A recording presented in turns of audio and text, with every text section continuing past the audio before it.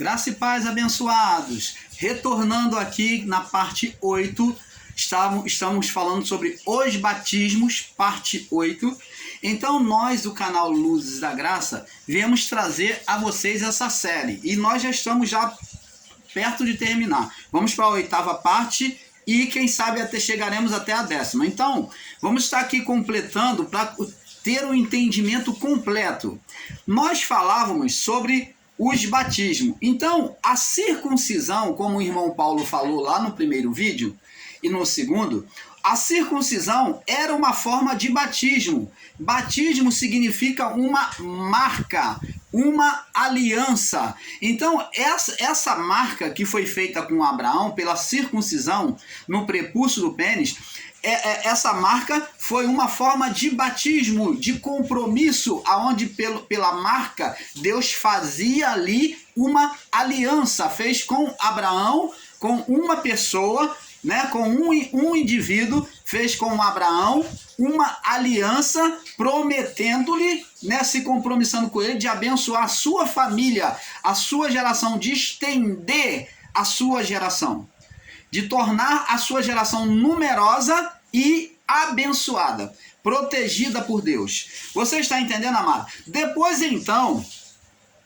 vem Deus. Já havia sinalizado antes de Abraão, na figura adâmica, Deus ele mostrou pela forma de imagem, de figuras, uma imagem aonde Deus mostrou o primeiro sacerdócio que ele realizou, sacrificando o animal para cobrir as vergonhas de Adão e sua mulher. Então, aquele sacrifício, aquele sangue derramado daquele animal, consequentemente um cordeiro que Deus fez, trouxe a partir do cordeiro a representação de Cristo. Então tenho plena certeza de que foi um cordeiro que Deus sacrificou. Então Deus sacrificou este cordeiro, posso dizer com plena certeza que foi um cordeiro, e então aquele sangue e aquela roupagem já prefigurava, já fazia uma figura sobre aquilo que iria acontecer no final, na reparação do pecado humano, na criação. Você está entendendo? Então, ali em Gênesis 3:21, diz: fez Deus túnica para Adão e a sua mulher e os vestiu. Então, em Gênesis 3:21 diz isso: fez Deus túnica para Adão e a sua mulher e os vestiu. Demonstra não só reparação do homem, do pecado humano, que ali Deus estava mostrando que já tinha a solução para o pecado humano, e também Deus estava trazendo uma vestimenta para o homem. Então, durante essa vestimenta, fala-se do período mosaico. Essa vestimenta demonstra o período mosaico. Essa é a vestimenta que vem cobrir as vergonhas do homem, a consciência do homem que o acusava, que faz com que dê a ele a liberdade de estar na presença de Deus. Então, agora com essa forma de batismo, primeiro sobre uma representação através de um animal, aonde o irmão Paulo já explicou que Deus concedeu poder ao homem para dominar toda a criação, todos os animais, e agora no pecado nós vemos o homem sendo reparado pelo animal. Quando ele tinha o poder sobre os animais, né, a dominação sobre os animais, agora ele se torna dependente do sangue do animal sacrificado, derramado para redimir a ele. Você está vendo como houve uma inversão de valores? Agora o animal é que domina, vamos dizer entre aspas, o animal é que justifica o homem pelo derramamento do seu sangue. Agora, lá no livro de Apocalipse, conforme houve essa deformação espiritual, nós vemos lá no livro de Apocalipse a resposta bem clara, mostrando que os impérios, lá onde os selos são abertos, que os impérios satânicos, dominados por Satanás, eles é que dominava as nações. Esses impérios eram representados como uma besta. Cada um era a representação de uma besta diferente, aonde essas bestas estavam unidas tudo a uma besta principal e que tinha várias cabeças. Cabeça de leão, cabeça de dragão. Então, essas bestas estavam conectadas a um corpo animal. E tinha várias cabeças, demonstrando que agora o homem estava dominado pelo animal, pelo império de Satanás. Então agora quem dominava eram as bestas, eram os reinos de Satanás, representação dos reinos de Satanás. Essa besta foi a representação animal, como a serpente foi a representação de um animal. Você está entendendo, abençoados? Então, é isso que nós, o canal Luzes da Graça, procuramos iluminar o seu entendimento para que você entenda a palavra. As bestas não foram, a representação das bestas não foram colocadas ali e mostrada para João por acaso, mas está demonstrando o domínio de Satanás sobre os reinos, aonde na inversão de valores, aonde Adão entregou o reino a Satanás, agora Adão, que dominava a criação, passou a ser dominado por ela, aonde vemos os animais dominando os povos, que os animais ali são as bestas, que são os reinos de Satanás na representação, os impérios de Satanás, que demonstrava os vários reinos que dominava naquele período. Você está entendendo? Daniel também expressou isso na visão dele. Os animais que dominavam, Daniel teve essa visão, demonstrando que o homem perdeu o poder e que nessa inversão de valores, nessa manifestação de oposição a Deus, agora os animais é que dominam o homem. Não o animal literalmente, mas a representação do animal fala do império de Satanás por meio do homem. Vocês estão entendendo, amado? Agora, vemos que Deus derramou o sangue de um animal sacrificando, Deus exercendo o primeiro sacerdócio. Agora, vamos ver que lá no período de Moisés, vamos lá em Êxodo capítulo 20, no verso 23, vamos prosseguir. Deus aparece a Moisés no Monte Sinai, dá a lei dos 10 mandamentos, e Moisés, quando desce com as leis, agora ele vem apresentar o povo. E o povo, em uma só voz, falou assim. Então o povo respondeu, no capítulo 19, verso 8, diz assim: então o povo respondeu a uma voz e disse: tudo que o Senhor tem falado, faremos. E relatou Moisés ao Senhor as palavras do povo. Então, agora, no capítulo 20 de Êxodo, no capítulo 20, no verso 22, diz aqui, ó, diz o Senhor, e o 21 diz assim, Êxodo 20, 21. E o povo que estava em pé de longe, Moisés, porém, se chegou à escuridão onde Deus estava. Então disse o Senhor a Moisés: assim dirás aos filhos de Israel. Assim dirás aos filhos de Israel: vós tendes visto que dos céus eu vos falei. Então Deus falou para o povo, ó, Então Deus falou a Moisés, por meio de Moisés, ó, vós tendes visto, assim dirás ao povo de Israel, vós tendes visto que dos céus eu vos falei convosco. Não fareis outros deuses comigo, eu sou o único Deus, eu quero ser seu único Deus.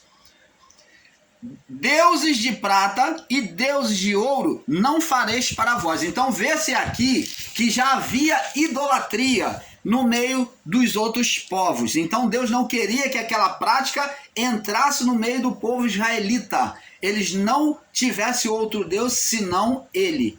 Então já ali o paganismo já existiu, como já explicamos, desde o pecado de Adão, na família, na geração de Caim, já começou a ter o paganismo. Aliás, desde lá de Noé já começou, desde a família de Caim, né, começou, e em Noé, aonde os anjos vêm fazer a sua visitação, eles trazem a idolatria e a feitiçaria. Então Deus fala, aí ele fala no verso 24, um altar de terra me farás, ó, um altar de terra me farás, e sobre ele sacrificarás os teus holocaustos. Então tinha que ser no chão, né, um altar no chão, e as tuas ofertas pacíficas, e as tuas ovelhas, as tuas vacas, e todo o lugar em que eu fizer celebrar a memória do meu nome. Virei a ti e abençoarei. Então você pode sacrificar no altar de terra. Agora ele diz, se me fizeres um altar de pedra, se você quiser me fazer um altar de pedra, olha o que Deus vai dizer, me faz um altar de terra, no chão mesmo. E ali você pode sacrificar todos os seus animais, toda a sua vaca, todo o seu animal, sua ovelha, todas as ofertas pacíficas, e ali eu vou me apresentar, e ali o que você fizer e celebrar naquele lugar, eu vou me manifestar, virei e te abençoarei. Agora, se me fizeres, 25, um altar de pedra, não farás de pedra trabalhada, pedra lavrada, pedra trabalhada. Não vem arredondar as pedras, não vem quinar as pedras, enfeitar as pedras. Eu não quero um altar com pedras enfeitadas, trabalhada pelo homem. Eu não quero que o homem trabalhe lá na roda, venha moer a pedra, venha quebrar a esquina dela. Não, eu não quero um altar trabalhado, arredondado, nada disso. Eu não quero um altar bisuntado, nada disso. Eu quero, ele diz aqui, ó, não me farás de pedra lavrada, bisuntada, trabalhada. E se sobre ele levantares o teu burril, ó, se você me levantar um altar de pedra trabalhada, né, bisuntada, arredondada, você vai me levantar um burril, olha o que ele diz. Profanarás, ao levantar o teu burril, profanarás. Então, ele será profanado, ele será recusado por mim, que eu não aceito oferta em altar assim. Não pode ser trabalhada pelo homem o meu altar. Agora ele diz, também não subirás ao meu altar por degraus. Então, quando tu fizer um altar, que altar significa lugar alto, altar, diferente do que eles ensinam aí no sistema religioso, eles dizem que o altar, aonde o pastor fica lá em cima, né, que é o lugar alto, ele chama de púlpito. Púlpito é onde se coloca a Bíblia, que eles colocam a Bíblia, aquilo é púlpito. Altar é lugar alto, é onde eles ficam. Aonde os pastores do sistema evangélico ficam, um lugar mais alto que o povo. Ali se chama lugar alto, altar.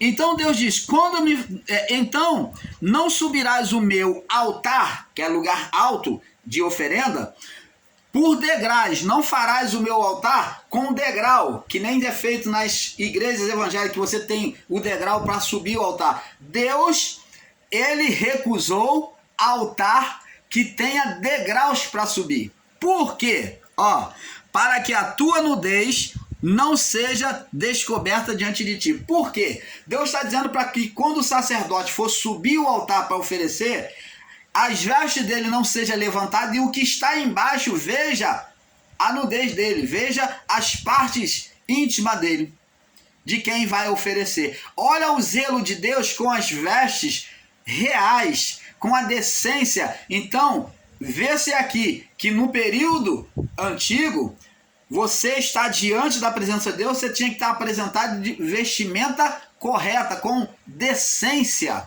Então Deus pede decência para servir a Ele no altar. E nós vemos aí igrejas aí, irmãzinhas aí com roupa decotada, vai lá na frente cantando com o corpo se mostrando, com indecência na vestimenta tanto de cima como de baixo, com danças danças de sedução, né? Rebolativa dentro das chamadas igrejas. Isso para Deus era recriminado. Não se podia subir ao altar. Então, esses chamados altares das igrejas evangélicas não são altar de Deus, porque o altar de Deus não tinha que ter nem degrau. Ainda bem que nós estamos na graça, né? Por isso que o irmão Paulo não perde nem tempo condenando ou atacando o sistema religioso. Por quê? Nós estamos na graça. Eu não tenho que usar coisa da lei para atacar, porque aqui é uma arma. Quantos estão subindo ao altar aí, os chamados altares, com indecência nas suas vestes? Quantos estão pegando o microfone, subindo lá ao altar com indecência?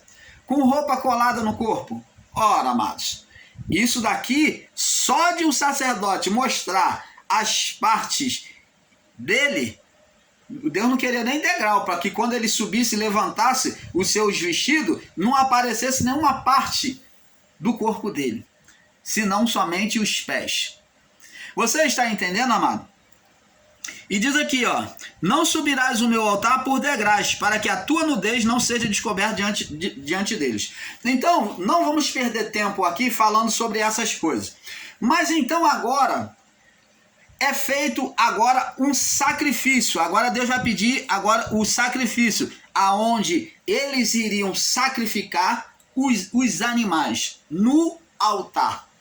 Esse sangue que foi representado pelo próprio Deus em Adão e a sua mulher para vestir eles, que foi derramado para remir o pecado, para limpar aquele estado de consciência, né, de acusação. Então agora esse sangue seria derramado, já apontando aquilo que aconteceria no final. Esse sangue foi derramado? Foi. Então nós vemos aqui que no livro de Lucas, vamos lá no livro de Lucas, capítulo 22, Lucas 22, vamos para Lucas 22, vamos ver aqui o que Jesus, diante da figura que já tinha sido apresentado, o que Jesus vem dizer. Lucas 22, no verso 20, diz aqui, ó. Vamos ler aqui. Vamos ler aqui do capítulo 22 do capítulo 14. Vamos ler sobre a ceia do Senhor. E chegada a hora, pôs-se à mesa com ele os 12 apóstolos. E disse-lhe: desejei muito comer esta Páscoa antes que padeça. Então, antes de tudo, Jesus estava participando com eles uma Páscoa. O que era a Páscoa? A Páscoa era o vinho, as ervas amargas, o cordeiro e pão. É o que eles comiam: o cordeiro, o pão, ervas amargas e o vinho. Porque ele disse: antes que eu padeça. Então ele estava realizando a Páscoa. O que? Celebrando, era um ritual de memória que lembrava, era uma forma de batismo que lembrava uma forma de batismo, um ritual que eles faziam, que lembrava a saída do povo de Israel do Egito. Era uma forma de lembrança, de gratidão ao Senhor pelo livramento dos povos inimigos. Não só de Faraó, mas todos os povos inimigos que vieram contra o povo de Israel, que o Senhor Deus livrou aquele povo. Então a Páscoa era uma lembrança, era uma forma de eles agradecer a Deus e receber força por essa lembrança, encorajamento de saberem que o Senhor esteve com eles e que ainda estava com eles. Era uma confissão. E ele diz aqui, ó, verso 16: porque vos digo que não comerei até que ela venha e se cumpra no reino de Deus. Então, não comerei agora mais a Páscoa até que ela venha e se cumpra no reino de Deus. Então, essa Páscoa agora não seria comida. E quando é que ela seria comida? No reino de Deus. Ah, então agora lá no céu vai ter carne, vai ter cordeiro? Não. Essa Páscoa aqui, esse cordeiro agora é estar com Cristo. É agora estar com Cristo no reino de Deus. Estar no reino de Deus.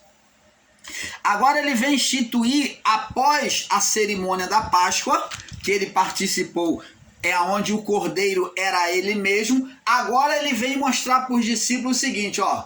Agora eu vou fazer agora uma nova Páscoa. Vou fazer agora um novo ritual. Agora é uma ceia. Então a Páscoa era um ritual, né? De um jantar, né?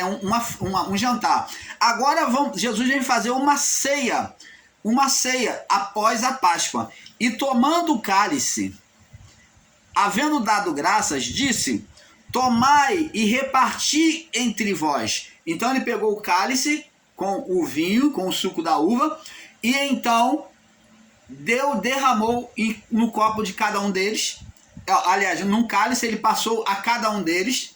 Esse cálice foi passado, um cálice só, me perdoe. E disse: tomai e reparti entre vós. Vê que o cálice foi repartido, cada um bebia um pouquinho.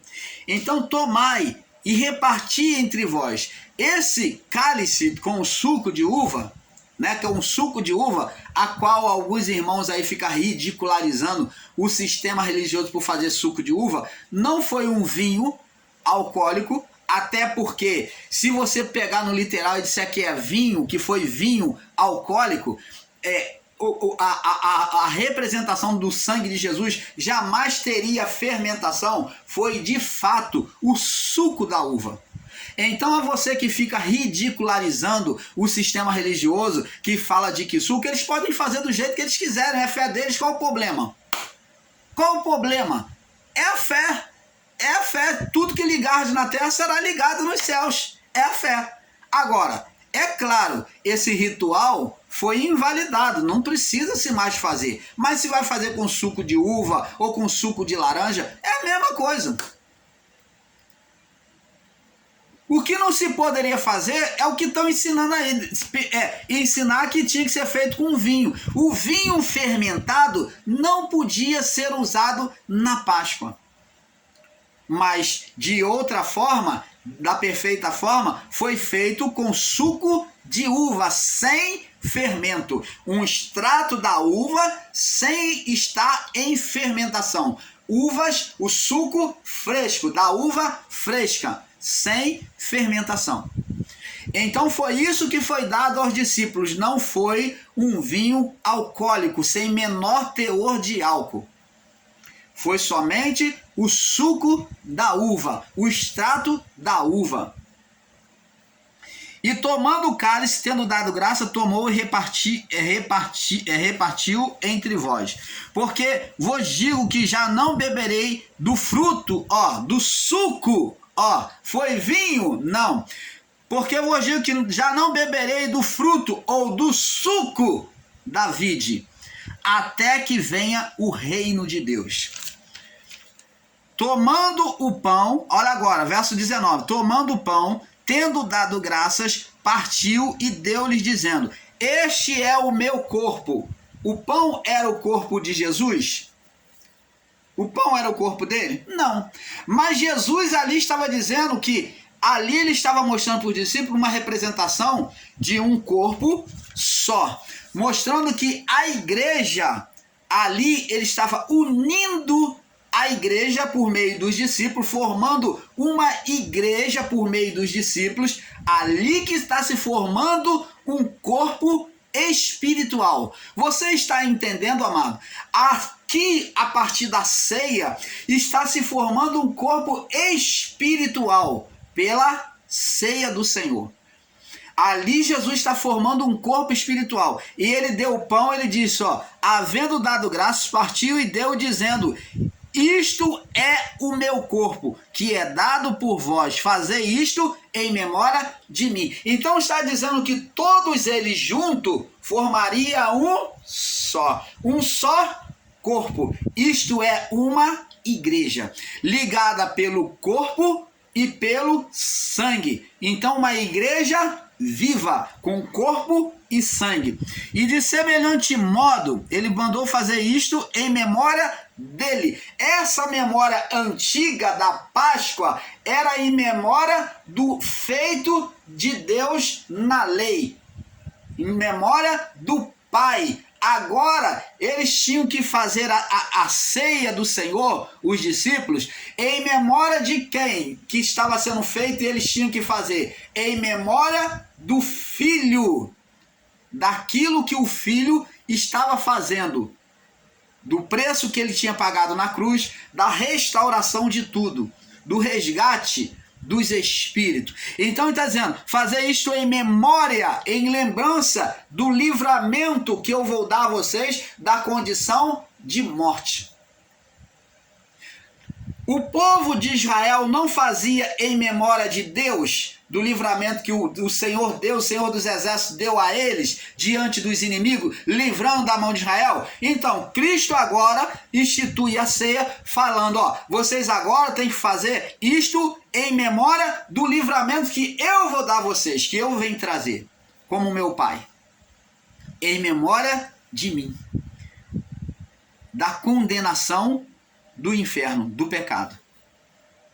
E semelhante modo tomou o cálice da ceia, dizendo, agora Jesus vem falar, este é o cálice do Novo Testamento, da nova aliança no meu sangue, que é derramado por vós. Então agora as alianças, o batismo agora, que foi ali João começou a apresentar um batismo pelas águas, unindo a lei com a graça, que é o batismo que une a lei com a graça. Ele é ali o intermediário, o meio da lei e a graça. João é o meio da lei com a graça. Então ele vem unir, ele foi a voz na representação noélica, a voz que prepara o caminho, entra na arca, arrependei-vos, ele disse, arrependei-vos, eis o Cordeiro de Deus, tira o pecado do mundo, entra nele, receba a salvação do Cordeiro, esse é o Cordeiro que vai ser imolado por vós, que foi apresentado desde o início da criação, na pessoa de Adão, em resgate de Adão e a sua mulher. Então agora Jesus disse, agora ele mostra-se diretamente como cordeiro. E de semelhante modo depois tomou a ceia dizendo, este é o cálice da nova aliança, do Novo Testamento, no meu sangue, que é derramado por vós. Então agora seria remido não mais com o batismo nas águas, mas seria remido pelo sangue. Você está entendendo, amado? Por isso é que o batismo nas águas já não serve mais para nós. Porque agora seríamos batizados, eles seriam batizados com sangue, como o batismo já aconteceu. Então aqui Jesus está vivo, antes de ser entregue à morte. E ele fala, vocês serão batizados agora, não com o batismo de João, para arrependimento, demonstrando que vocês entraram na arca. Demonstrando que vocês entraram na arca.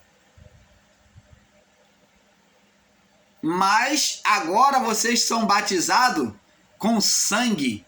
Agora, o batismo agora é com sangue, na representação inicial, que agora chegou no fim. Jesus está dizendo, chegou no fim, agora o batismo agora é com sangue. O sangue é que vai tirar toda a condenação. Então o batismo nas águas já não tem mais precisão.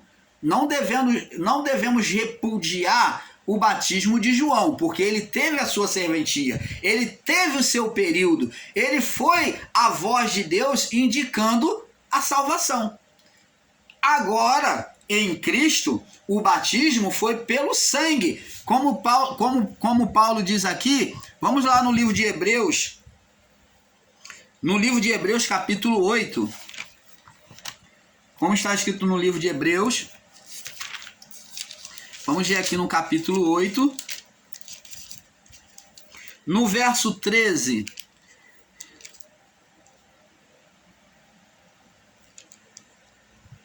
Capítulo 8, dizendo assim, ó, dizendo, nova aliança envelheceu a primeira. Ó, Jesus vai trazer uma nova aliança, novo testamento, nova promessa.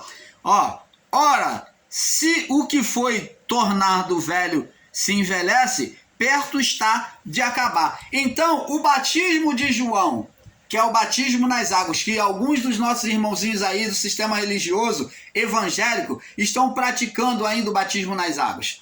Então, ele estava perto de acabar? Estava, porque agora Cristo anunciou um novo batismo pelo derramamento de sangue. Quem derramaria sangue? Ele. Pelo derramamento de sangue dele na cruz. Então, o batismo nas águas estava já no período de Jesus. Jesus estava dizendo que ele estava perto de acabar. Se Jesus anunciou uma nova aliança, ó, dizendo nova aliança, envelheceu a primeira, a antiga aliança, que é a aliança da lei. Ora, o que foi tornado velho primeiro e se envelhece, perto está de acabar. Você está entendendo, amado?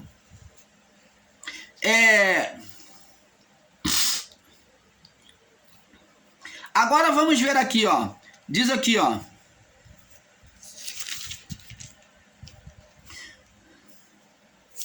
Você pode ler em Hebreus também 6, 7, em Hebreus 8, 6, 7. Vamos ler aqui. Mas agora alcançou ele um ministério muito mais excelente, quanto é mediador, falando de Cristo, de uma melhor aliança, de que está confirmada em melhores promessas. Porque se aquela primeira fosse irrepreensível, se fosse perfeita a primeira aliança, nunca se teria buscado um lugar para a segunda. Então, não que as palavras de Deus foi imperfeita, mas imperfeito foi o homem.